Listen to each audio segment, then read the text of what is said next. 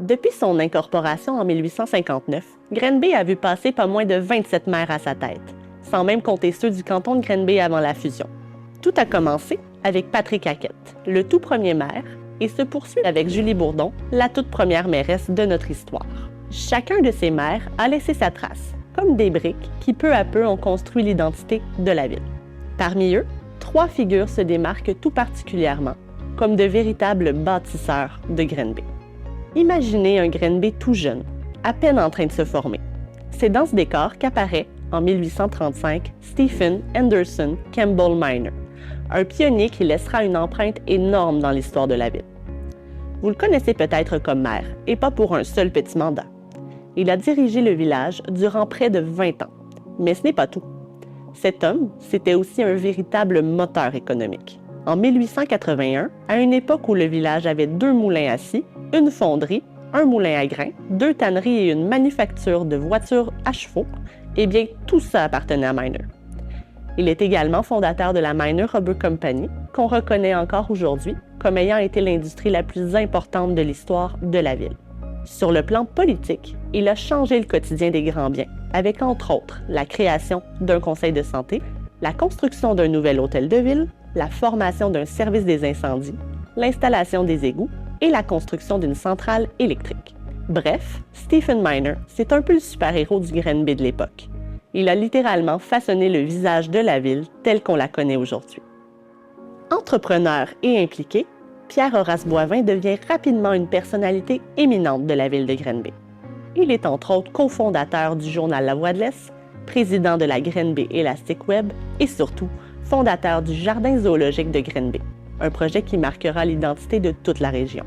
Élu maire de Grenby en 1939, il occupe ce poste pendant 25 ans. Ses concitoyens l'élisent presque toujours par acclamation et lui donnent un surnom affectueux, Monsieur Grenby. L'Office national du film lui consacre même un documentaire intitulé Monsieur le maire. Au fil de ses mandats, il embellit les parcs de fontaines rapportés de ses voyages diplomatiques. En 1950, il fait entrer Grenby dans l'histoire en la jumelant avec une autre ville étrangère, une première au Canada. Il stimule également l'essor industriel et l'ouvre la voie à une ère de prospérité pour la communauté. Il continuera de servir la ville comme commissaire industriel, puis comme directeur des relations publiques jusqu'à son décès en 1994. Pierre-Horace Boivin a été bâtisseur, ambassadeur et symbole d'attachement à sa ville. Pour Grenby, il restera toujours Monsieur Grenby.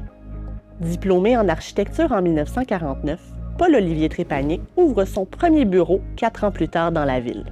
Et là, il ne s'arrête plus. Au fil de sa carrière, il signe plus de 2000 projets. Parmi ses œuvres, on retrouve l'Aquarium de Québec, la fontaine du Masque grec de Grenby, plusieurs écoles de la ville et même le flambeau du centenaire. En 1964, Trépanier fait le grand saut en politique en succédant à Pierre-Horace Boivin. Pendant ses 18 années à la tête de Grenby, il doit composer avec la Révolution tranquille et une crise économique difficile. Mais malgré tout, il modernise Grenby, principalement grâce à la construction du parc industriel, d'une nouvelle bibliothèque et de l'usine d'épuration. La rénovation du centre-ville et les annexions quintuplant le territoire de la ville s'ajoutent à cela. Bref, Paul-Olivier Trépanier, c'est un homme clé qui a marqué autant le paysage architectural que l'avenir politique de Grenby. Miner, le pionnier industriel, Boivin, l'ambassadeur surnommé Monsieur Grenby, et Trépanier, l'architecte du renouveau, chacun a contribué à bâtir une ville plus forte, plus belle et tournée vers l'avenir. Leur héritage est encore visible aujourd'hui dans ses bâtiments, ses quartiers, mais aussi dans l'identité même de Grenby.